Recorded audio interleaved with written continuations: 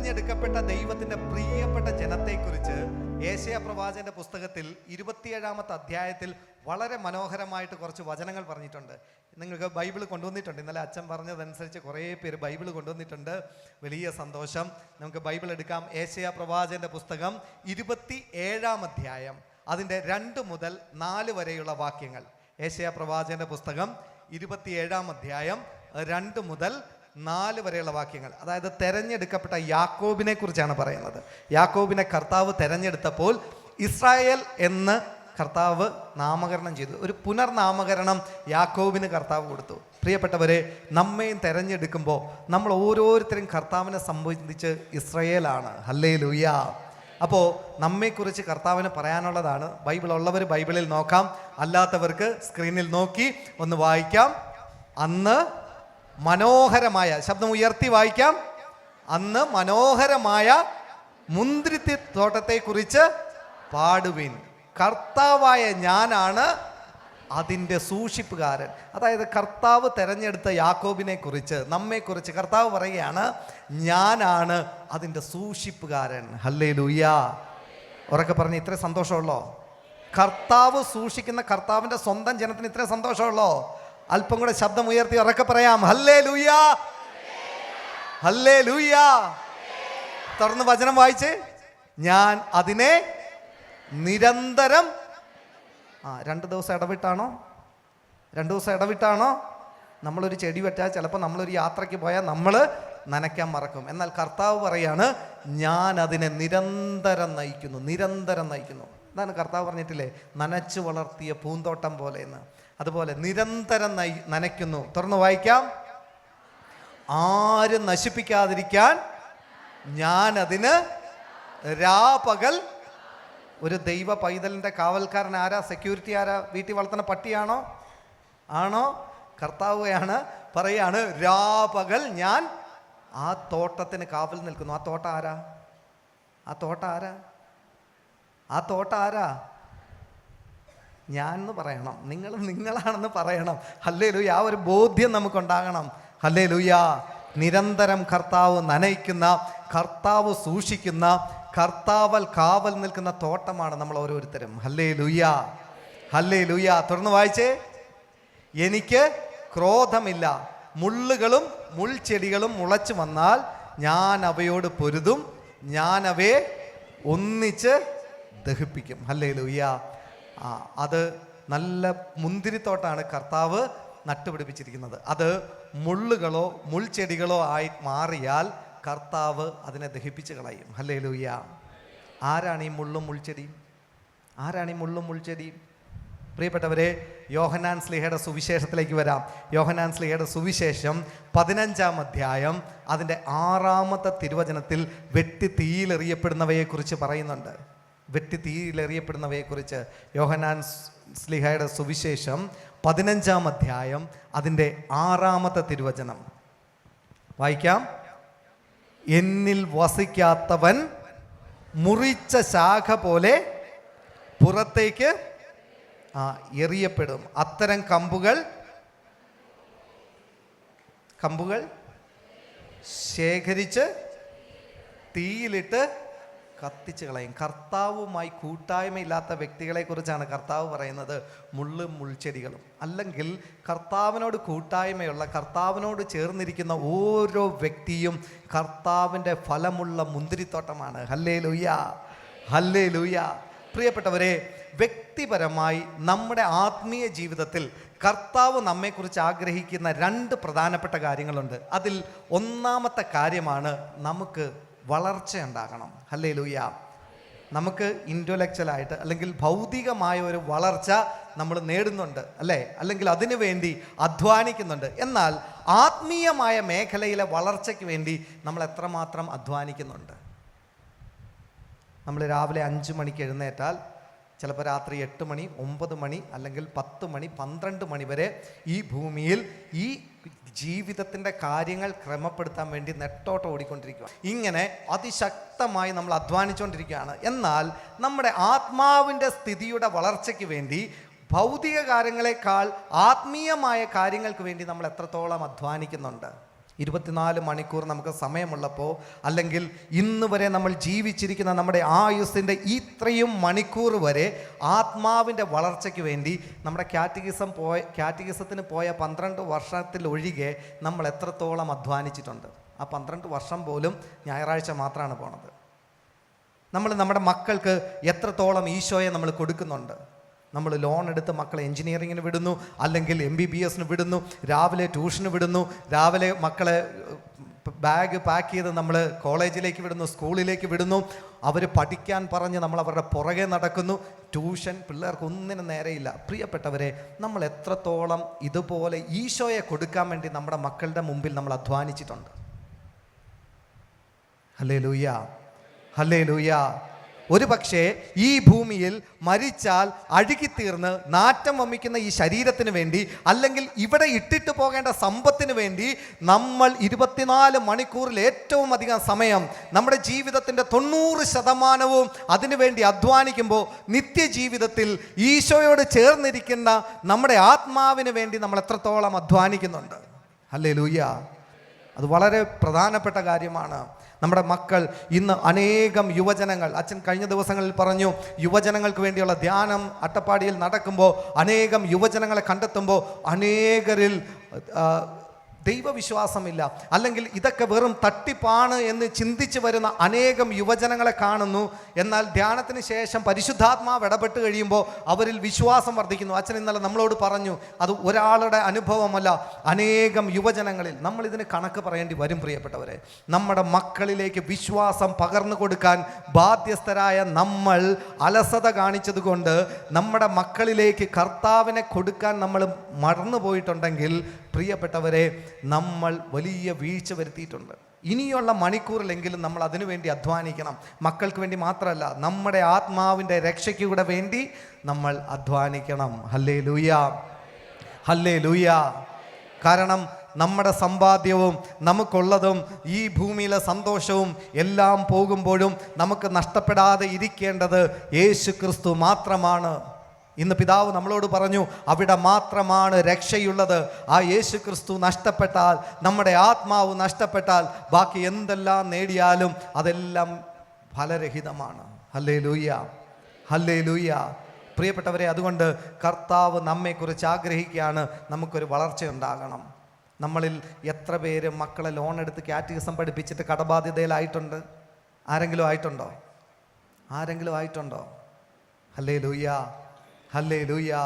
എന്നാൽ നിത്യത വരെ നിലനിൽക്കാൻ, നമ്മുടെ മക്കൾ വിശുദ്ധരായി തീരാൻ, നമ്മൾ വിശുദ്ധരായി തീരാൻ കർത്താവ് ആഗ്രഹിക്കുന്ന വിധം നമ്മിലൊരു വളർച്ച ഉണ്ടാകണം എന്ന് കർത്താവ് ആഗ്രഹിക്കുകയാണ്. ഹെബ്രായർക്ക് എഴുതിയ ലേഖനം 6-ാം അധ്യായം അതിൻ്റെ 1-ാമത്തെ വചനത്തിൻ്റെ ആദ്യ ഭാഗം. ഹെബ്രായർക്ക് എഴുതിയ ലേഖനം 6-ാം അധ്യായം അതിൻ്റെ 1-ാമത്തെ ഭാഗം, അതിൻ്റെ ആദ്യ വാക്യം മാത്രം ഒന്ന് വായിച്ചേ. അതിനാൽ ക്രിസ്തുവിൻ്റെ വചനത്തിൻ്റെ പ്രഥമ പാഠങ്ങൾ പിന്നിട്ട് നമുക്ക് പക്വതയിലേക്ക് വളരാം. ഈ തിര നോക്കി നിൽക്കുന്ന കുഞ്ഞുങ്ങളെ പോലെ നിൽക്കാനല്ല കർത്താവ് വിളിക്കുന്നത്. ചെറിയ ചെറിയ അത്ഭുതങ്ങളും അടയാളങ്ങളും കണ്ട് അതിലേക്ക് മാത്രം നോക്കി നിൽക്കാനല്ല കർത്താവ് വിളിക്കുന്നത്. സാധാരണ ഒരു ഞായറാഴ്ച കുർബാന മാത്രം കണ്ടുപോകുന്ന ഒരു ക്രിസ്ത്യാനിയായി ഇരിക്കാനല്ല കർത്താവ് വിളിക്കുന്നത്. ആദ്യ ധ്യാനത്തിൽ കൂടിയപ്പോൾ ഉള്ള ഒരു കൃപാവരത്തിൽ നിൽക്കാനല്ല കർത്താവ് നമ്മളെ വിളിക്കുന്നത്. കൂടുതൽ പക്വതയിലേക്ക്, കൂടുതൽ വളർച്ച നമ്മുടെ ആത്മാവിനുണ്ടാകണം എന്ന് കർത്താവ് നമ്മളെക്കുറിച്ച് ആഗ്രഹിക്കുന്നു. Hallelujah, hallelujah. പ്രിയപ്പെട്ടവരെ, അതുകൊണ്ട് നമ്മുടെ ജീവിതത്തിൻ്റെ അവസ്ഥയെക്കുറിച്ച് നമ്മൾ ചിന്തിക്കണം. ആ അവസ്ഥയിൽ നിന്ന് മാറി നമുക്ക് കൂടുതൽ ശക്തമായ ഒരു വളർച്ച ഉണ്ടാകണം. കർത്താവ് പറയുന്നുണ്ട്, നമുക്ക് ഗുരുവായ ഭക്ഷണം കഴിക്കാൻ സാധിക്കാത്ത സമയത്ത് നമുക്ക് പാല് തന്നു. ഇനിയും അങ്ങനെ തുടരാനല്ല കർത്താവ് ആഗ്രഹിക്കുന്നത്. ചില അത്ഭുതങ്ങൾ കണ്ടു, ചില അടയാളങ്ങൾ കണ്ടു, അല്ലെങ്കിൽ പ്രാർത്ഥിച്ചാൽ കിട്ടിയാൽ സന്തോഷം, ആ കിട്ടിയതും കൊണ്ട് വീട്ടിൽ പോയി, അത് കഴിഞ്ഞാൽ കർത്താവിനെ വഴിയിലിട്ടു. ഹല്ലേലൂയ. അത്ഭുതങ്ങൾ സ്വീകരിച്ച എത്ര പേര് കർത്താവിനെ കാണാൻ തിരിച്ചു വന്നു? നമ്മുടെ എല്ലാം ജീവിതത്തിൽ അത്ഭുതം സംഭവിച്ചിട്ടുണ്ട്, ഒന്നല്ലെങ്കിൽ വേറൊന്ന്. ചിലർക്ക് രോഗശാന്തി ആയിരിക്കാം, ചിലർക്ക് കടബാധ്യതയിൽ നിന്നുള്ള രക്ഷയായിരിക്കാം, ചിലർക്ക് കുടുംബത്തിലൊരു സമാധാനമായിരിക്കാം, ചിലപ്പോൾ മക്കളുടെ പഠന മേഖലയിലായിരിക്കാം. ചോദിച്ചതിന് ഉത്തരം തന്നപ്പോഴെല്ലാം നമ്മൾക്ക് ദൈവത്തിന് നന്ദി പറഞ്ഞു. എന്നാൽ നമ്മുടെ ജീവിതത്തിൽ ഒരു ഞെരുക്കം വന്നപ്പോൾ, നമ്മുടെ ജീവിതത്തിൽ ഒരു കഷ്ടപ്പാട് വന്നപ്പോൾ കർത്താവിലേക്ക് നമ്മൾ നോക്കിയോ? ഹല്ലേലൂയ. അതുകൊണ്ടാണ് കർത്താവ് പറഞ്ഞേ, ഗുരുവായ ഭക്ഷണമാണ് നമ്മളിപ്പോഴും ചെറിയ പാല് കുടിക്കുന്ന അവസ്ഥയിലാണ് പോകുന്നത്. നമുക്ക് നന്മ കിട്ടിയാൽ നന്ദി പറയാൻ, അത് പിള്ളേർക്കും അറിയാം. ഒരു ചോക്ലേറ്റ് കൊടുത്താൽ അവർ താങ്ക് യു മമ്മി, അല്ല thank you papa, thank you uncle എന്ന് പറയും. നമ്മളിപ്പോഴും അതേ അവസ്ഥയിലാണ് നിൽക്കുന്നത്. എന്തെങ്കിലും കിട്ടിയാൽ താങ്ക് യു പറയും. ഹല്ലേലൂയ. കൊരിന്തോസുകാർക്ക് എഴുതിയ 1-ാം ലേഖനം 3-ാം അധ്യായം അതിൻ്റെ 2-3 വാക്യങ്ങൾ. കൊരിന്തോസുകാർക്ക് എഴുതിയ 1-ാം ലേഖനം അതിൻ്റെ 3-ാം അധ്യായത്തിൻ്റെ 2-3 വാക്യം ഒന്ന് വായിക്കാം. ഗുരുവായ ഭക്ഷണം കഴിക്കാൻ ശക്തരല്ലാതിരുന്നതിനാൽ നിങ്ങൾക്ക് ഞാൻ പാൽ തന്നു. ഇപ്പോഴും നിങ്ങൾ ആ അവസ്ഥയിലാണ്. എന്തെന്നാൽ നിങ്ങൾ ഇപ്പോഴും ജഡിക മനുഷ്യർ. അങ്ങനെയുള്ള മനുഷ്യരെ കുറിച്ച് കർത്താവ് പറയാണ്, നിങ്ങൾ ജഡിക മനുഷ്യർ തന്നെ. നിങ്ങളുടെ ഇടയിൽ അസൂയയും തർക്കവും നിലനിൽക്കുമ്പോൾ നിങ്ങൾ ജഡികരും സാധാരണക്കാരുമല്ലേ? ഇങ്ങനൊരു സാധാരണക്കാരനായിട്ട് ഇരിക്കാനല്ല ക്രിസ്ത്യാനിയായിട്ട് മാമോദിസ വെള്ളം നമ്മുടെ തലയിൽ ഒഴിച്ച് കർത്താവ് നമ്മളെ ക്രിസ്ത്യാനിയാക്കി മാറ്റിയത്. പ്രിയപ്പെട്ടവരെ, ഒരു പക്ഷേ അപ്പൻ ക്രിസ്ത്യാനി ആയതുകൊണ്ട്, അമ്മ ക്രിസ്ത്യാനി ആയതുകൊണ്ട്, ക്രിസ്ത്യാനി ആയിരിക്കുന്ന ഓരോ വ്യക്തിയും അറിയണം, ഇതിനേക്കാൾ തീഷ്ണതയുള്ള അനേകം മക്കൾ നമ്മൾ പുതു ക്രിസ്ത്യാനി എന്ന് പറഞ്ഞ് മാറ്റി നിർത്തിയിട്ടുണ്ട്. അട്ടപ്പാടിയിൽ ദേവസഹായം ശുശ്രൂഷ എന്ന് പറഞ്ഞ് അനേകം യേശുവിനെ സ്വീകരിച്ച മറ്റ് മതസ്ഥരായിട്ടുള്ള വ്യക്തികളുടെ പ്രാർത്ഥനാ കൂട്ടായ്മ അവരുടെ തീഷ്ണത കാണുമ്പോൾ നമ്മൾ നാണക്കേട് തോന്നും. ഹല്ലേലൂയ. കാരണം നമുക്ക് എന്ത് വില കൊടുത്തു നമ്മൾ ക്രിസ്ത്യാനിയാകാൻ? എന്ത് വില കൊടുത്തു? അപ്പം ക്രിസ്ത്യാനിയായതോ? അമ്മ ക്രിസ്ത്യാനിയായതോ? പ്രിയപ്പെട്ടവരെ, ഈ നോർത്ത് ഇന്ത്യൻ സൈഡിലേക്കൊക്കെ പോയാൽ അറിയാൻ പറ്റും, അവരവരുടെ ജീവൻ കൊടുത്ത്, കണ്ടമാലിലൊക്കെ നമ്മൾ കണ്ടതാണ്, യേശു ക്രിസ്തുവിനെ തള്ളി പറഞ്ഞാൽ വേണമെങ്കിൽ നിങ്ങൾക്ക് ജീവിക്കാമെന്ന് പറയുമ്പോൾ അവർക്ക് യേശു ക്രിസ്തുവിനെ മതി. അച്ഛൻ ഇന്നലെ പറഞ്ഞു, നിഷ്കളങ്കമായ ആരാധന, മണിക്കൂറുകൾ, ആരും നിർബന്ധിച്ചിട്ടല്ല, ആരും നോട്ടീസ് അടിച്ച് കൊടുത്തതല്ല. യേശുവിനെ കുറിച്ച് പ്രസംഗിക്കുന്നുണ്ടോ അവിടെ വന്ന് അത് നോക്കിയിരിക്കാൻ അവരുടെ ഉള്ളിലൊരു ദാഹം. നമ്മുടെ ഉള്ളിൽ എത്ര ദാഹമുണ്ട്! Hallelujah, hallelujah, praise the lord. പ്രിയപ്പെട്ടവരെ, അതുകൊണ്ട് കർത്താവ് പറയാണ്, നമ്മൾ ഇപ്പോഴും ജഡിക മനുഷ്യരാണ്. എന്താണ് ജഡിക മനുഷ്യൻ്റെ പ്രത്യേകത? എന്താണ് ജഡിക മനുഷ്യൻ്റെ പ്രത്യേകത? ഗലാത്യക്കാർക്ക് എഴുതിയ ലേഖനം 5-ാം അധ്യായം അതിൻ്റെ 19 മുതൽ 21 വരെയുള്ള വാക്യങ്ങളിൽ ജഡിക മനുഷ്യനെ കുറിച്ച് പറയുന്നുണ്ട്. ഗലാത്യക്കാർക്ക് എഴുതിയ ലേഖനം 5-ാം അധ്യായം 19 മുതൽ 21 വരെയുള്ള വാക്യങ്ങൾ ഒന്ന് വായിക്കാം. ജഡത്തിൻ്റെ വ്യാപാരങ്ങൾ എല്ലാവർക്കും അറിയാം. അവ വ്യഭിചാരം, അശുദ്ധി, ദുർവൃത്തി, വിഗ്രഹാരാധന, ആഭിചാരം, ശത്രുത, കലഹം, അസൂയ, കോപം, മാത്സര്യം, ഭിന്നത, വിഭാഗീയ ചിന്ത, വിദ്വേഷം, മദ്യപാനം, മധുരോത്സവം, ഇവയും ഈ ദൃശ്യമായ മറ്റ് പ്രവൃത്തികളുമാണ്. അടുത്ത വചനം ഒന്ന് വായിച്ചേ. ഇത്തരം പ്രവൃത്തികളിൽ ഏർപ്പെടുന്നവർ ദൈവരാജ്യം അവകാശപ്പെടുത്തുകയില്ലെന്ന് മുമ്പ് ഞാൻ നിങ്ങൾക്ക് നൽകിയ താക്കീത് ഇപ്പോഴും ആവർത്തിക്കുന്നു. ഹല്ലേലൂയ. നമ്മൾ നിസാരമെന്ന് തള്ളിക്കളയുന്ന, നമ്മൾ അധികം പ്രാധാന്യം കൊടുക്കാതെ തള്ളിക്കളയുന്ന ചില കാര്യങ്ങൾ, മദ്യപാനം ഒരു കമ്പനി സൈക്കിനാണ്, അല്ലെങ്കിൽ വർഷത്തിൽ ഒന്നാണ്. പ്രിയപ്പെട്ടവരെ, പരിശുദ്ധാത്മാവ് വസിക്കുന്ന ദൈവത്തിൻ്റെ ആലയം. നമുക്കറിയാം, നിങ്ങളിൽ ആരെങ്കിലും, നിങ്ങളുടെ മക്കളോ അല്ലെങ്കിൽ നിങ്ങൾക്ക് പരിചയമുള്ള ആരെങ്കിലും ദൈവാലയത്തിൻ്റെ ഉള്ളിൽ ഒരു കുപ്പിയും ഗ്ലാസ്സുമായിട്ട് പോയിരുന്ന് മദ്യപിച്ചാൽ നിങ്ങൾ നോക്കിയിരിക്കുമോ? എത്ര പേര് നോക്കിയിരിക്കും? തെറ്റാണെന്ന് നമ്മൾ പറയും. എന്നാൽ പരിശുദ്ധാത്മാവ് പറയാണ്, ദൈവത്തിൻ്റെ ആത്മാവ് വസിക്കുന്ന നമ്മുടെ ശരീരം ദൈവത്തിൻ്റെ ആലയമാണ്. ദൈവം വസിക്കുന്ന, ഈശോയെ സ്വീകരിക്കുന്ന, പരിശുദ്ധ കുർബാന സ്വീകരിക്കുന്ന ഈ ആലയത്തെ പരിശുദ്ധിയിൽ കാത്തു സൂക്ഷിക്കേണ്ട നമ്മൾ അതിനെക്കുറിച്ച് ഒട്ടും ചിന്തിക്കുന്നില്ല. Hallelujah, hallelujah. നമുക്കിപ്പോൾ കുർബാന എങ്ങനെ ചൊല്ലുന്നു എന്നുള്ളതിനെക്കുറിച്ചാണ് ഇപ്പോഴത്തെ പ്രശ്നം. ഹല്ലേലൂയ. യേശുവെ നന്ദി, യേശുവെ ആരാധന. പ്രിയപ്പെട്ടവരെ, വളരെ നിസ്സാരമായി വളരെ ലാഘവത്തോടെ നമ്മൾ തള്ളിക്കളയുന്ന ചില കാര്യങ്ങൾ നമ്മുടെ സ്വർഗപ്രവേശത്തിന്, നമ്മുടെ ആത്മാവിൻ്റെ വളർച്ചയ്ക്ക്, നമ്മുടെ ആത്മാവിൻ്റെ വിശുദ്ധീകരണത്തിന് തടസ്സമാണ് എന്ന് നമ്മൾ തിരിച്ചറിയണം. നമ്മൾ നിസ്സാരം എന്ന് കരുതുന്ന ഓരോ കാര്യത്തിലും വീഴ്ച വന്നിട്ടുണ്ടെങ്കിൽ നാളത്തെ കുംഭസാരത്തിൽ ഏറ്റുപറഞ്ഞ് വിശുദ്ധീകരിക്കപ്പെടണം. ആ വചനം ഒന്നുകൂടെ വായിച്ചേ. ഗലാത്യക്കാർക്ക് എഴുതിയ ലേഖനം 5-ാം അധ്യായം 19 മുതൽ 21 വരെ. വ്യഭിചാരം ഇതിനെക്കുറിച്ചൊക്കെ ഓരോന്നെടുത്താൽ നിങ്ങൾ താമസിച്ചുള്ള ധ്യാനത്തിന് വന്നാൽ മതി. ഓരോന്നിനെക്കുറിച്ചും വിശദമായിട്ട് പറയാൻ പറ്റും. പഴയ നിയമത്തിൽ ഒരു സ്ത്രീയുടെ കൂടെ ശയിക്കുന്നതാണ് വ്യഭിചാരമെങ്കിൽ പുതിയ നിയമത്തിലേക്ക് വന്നപ്പോൾ ആസക്തിയോടെ സ്ത്രീയെ നോക്കുന്നത് വ്യഭിചാരമാണെന്ന് ആരാ പറഞ്ഞേ? നമ്മൾ പറയും ഈശോ ഭയങ്കര കരുണയാണ്, ഈശോ ഭയങ്കര സ്നേഹമാണ്, ഈശോ നമ്മളെ അങ്ങ് ചേർത്ത് പിടിച്ചോളും. ഈശോ പറയുവാണ്, നമ്മൾ പറയും ഈശോ പഴയ നിയമത്തെ മുഴുവനും ഖണ്ഡിച്ചു, എന്നിട്ട് പുതിയ നിയമത്തിൽ സ്നേഹം മാത്രം തന്ന ഈശോ പറയുവാണ് ആസക്തിയോടെ. പഴയ നിയമത്തെ ആസക്തിയോടെ നോക്കിയാൽ വ്യഭിചാരം എന്ന് പറഞ്ഞിട്ടില്ലായിരുന്നു. സഹോദരനെ ഭോഷ എന്ന് വിളിക്കുന്നവൻ കൊലപാതകിയാണെന്ന് ഈശോയാ പറഞ്ഞത്. ഹല്ലേലൂയ. പണ്ട് കത്തിയെടുത്ത് കുത്തിക്കൊല്ലണമായിരുന്നു. അപ്പോൾ ഈശോ നിയമങ്ങളെ ലൂസാക്കുവാണോ ചെയ്ത്, ടൈറ്റ് ചെയ്യുവാണോ ചെയ്തത്? വളരെ സ്നേഹത്തോടെ ഈശോ ഒന്ന് ടൈറ്റ് ചെയ്തിട്ടുണ്ട്. Praise the Lord. ഹല്ലേലൂയ. നമ്മൾ ഈശോ സ്നേഹമാണ്, അതുകൊണ്ട് നമ്മളെ സ്വീകരിച്ചോളൂ എന്ന് പറഞ്ഞിരിക്കാനല്ല, നമ്മൾ തിരുത്തപ്പെടണം, നമ്മൾ വചനം കേട്ട് തിരുത്തണം എന്ന് ഈശോ ആഗ്രഹിക്കുകയാണ്. ഹല്ലേലൂയ. ഞാൻ ചോദിക്കട്ടെ, ഇതിനകത്ത് കണ്ടിട്ടുണ്ട് വിഗ്രഹാരാധന. നമ്മൾ ആരെങ്കിലും വിഗ്രഹാരാധന ചെയ്യുന്നുണ്ടോ? മന്ത്രവാദം ചെയ്യുന്നുണ്ടോ? പറയാനായിട്ട് മടി. നീ ഉണ്ടോ? എന്നാ ഞാനൊരു വചനം പറയാം. ആ വചനം ഒന്ന് വായിക്കണം. സാമുവേൽ പ്രവാചകന്റെ 1-ാം പുസ്തകം 15-ാം അധ്യായം 23-ാമത്തെ വാക്യം. സാമ്പിളാണ്. 1 സാമുവേൽ 15:23 ഒന്ന് വായിച്ചേ. മാത്സര്യം അയലോക്കക്കാരൻ്റെ വളർച്ച കാണുമ്പോൾ നമുക്കൊരു മത്സരം തോന്നണമെങ്കിൽ, അയലോക്കത്തൊരു കല്യാണം നടക്കുമ്പോൾ അതിനേക്കാൾ നന്നായിട്ട് നമുക്കൊന്ന് കെട്ടിച്ചു വിടണമെന്ന് തോന്നണമെങ്കിൽ, ഒരു മത്സരം നമ്മുടെ ഹൃദയത്തിൽ തോന്നണമെങ്കിൽ അത് മന്ത്രവാദം പോലെ തന്നെ പാപമാണ്. അടുത്തത് വായിച്ചേ. മർക്കടമുഷ്ടി വിഗ്രഹാരാധന പോലെയും. കർത്താവിൻ്റെ വചനം നീ തിരസ്കരിച്ചതിനാൽ അവിടുന്ന് രാജ്യത്വത്തിൽ നിന്ന് നിന്നെയും തിരസ്കരിച്ചിരിക്കുന്നു. ഹല്ലേലൂയ. മർക്കടമുഷ്ടി. നമ്മൾ പിടിച്ച സ്ഥലം ജയിക്കണമെന്ന് പറഞ്ഞ് ഭാര്യയും ഭർത്താവും കൂടെ വഴക്ക് പിടിച്ചുകൊണ്ടിരുന്നാൽ, അല്ലെങ്കിൽ അപ്പനും മക്കളും തമ്മിൽ വഴക്ക് പിടിച്ചുകൊണ്ടിരുന്നാൽ, മർക്കടമുഷ്ടി കാണിച്ചുകൊണ്ടിരുന്നാൽ കർത്താവ് പറയാണ് അത് എങ്ങനെയാണ്?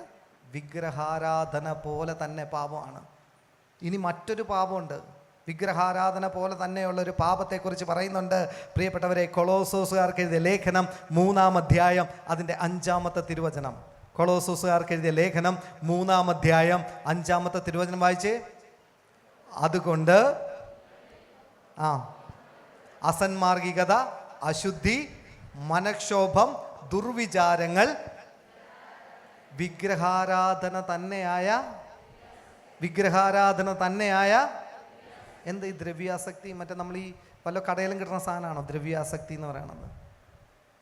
ഈ പൂജാദ്രവ്യങ്ങൾ എന്നൊക്കെ ചില കടയിൽ എഴുതി വെച്ചിട്ടുണ്ട്. അങ്ങനെ വല്ല സാധനമാണോ ഈ ദ്രവ്യാസക്തി എന്ന് പറയണത്? ആണോ? പണത്തിനോടുള്ള അമിതമായ ആസക്തി, പണമുണ്ടാക്കണം എന്ന് മാത്രം ചിന്തിച്ച്, അല്ലെങ്കിൽ ജീവിത വ്യഗ്രത വചനത്തെ ഞെരുക്കിക്കളയും എന്നാണ് കർത്താവിൻ്റെ പരിശുദ്ധാത്മാവ് വചനത്തിലൂടെ നമ്മളോട് പറയണത്. പ്രിയപ്പെട്ടവരെ, ഒരു ആസക്തി വിഗ്രഹാരാധന പോലെ തന്നെ പാപമാണ് എന്ന് പരിശുദ്ധാത്മാവ് നമ്മളെ ഓർപ്പിക്കുകയാണ്. അതായത് ഈശോയേക്കാൾ അധികമായി നമ്മുടെ ജീവിതത്തിന് നമ്മൾ എന്തെല്ലാം പ്രാധാന്യം കൊടുക്കുന്നോ അതെല്ലാം നമ്മെ സംബന്ധിച്ച് വിഗ്രഹമാണ്. അത് ചില സ്നേഹബന്ധത്തിനായാലും, നമ്മുടെ സമ്പത്തിനായാലും, കർത്താവിനേക്കാൾ അധികം നമ്മുടെ ജോലിക്കായാലും, പഠനത്തിനാണെങ്കിലും, അത് എല്ലാം ഈശോയ്ക്ക് മുകളിൽ സ്ഥാനവും സമയവും അതിനുവേണ്ടി ചെലവഴിക്കുന്നുണ്ടെങ്കിൽ അത് നമുക്ക് വിഗ്രഹമാണോ എന്ന് നമ്മൾ പരിശോധിക്കണം. ഹല്ലേലൂയ. പ്രിയപ്പെട്ടവരെ, ഇതെല്ലാം ജഡത്തിൻ്റെ പ്രവണതകളാണ്. ഇതെല്ലാം ശരീരത്തിൻ്റെ, ഈ ഭൂമിയിൽ നഷ്ടപ്പെട്ടു പോകുന്ന കാര്യമാണ്. ഇതിൽ നിന്ന് നമ്മൾ പിന്മാറണം എന്ന് പരിശുദ്ധാത്മാവ് നമ്മെ ഓർപ്പിക്കുകയാണ്. പത്രോസ്ലീഹ എഴുതിയ 1-ാം ലേഖനം അതിൻ്റെ 2-ാം അധ്യായം 11-ാമത്തെ തിരുവചനം. 1 പത്രോസ് 2-ാം അധ്യായം 11-ാമത്തെ തിരുവചനം ഒന്ന് വായിച്ചേ.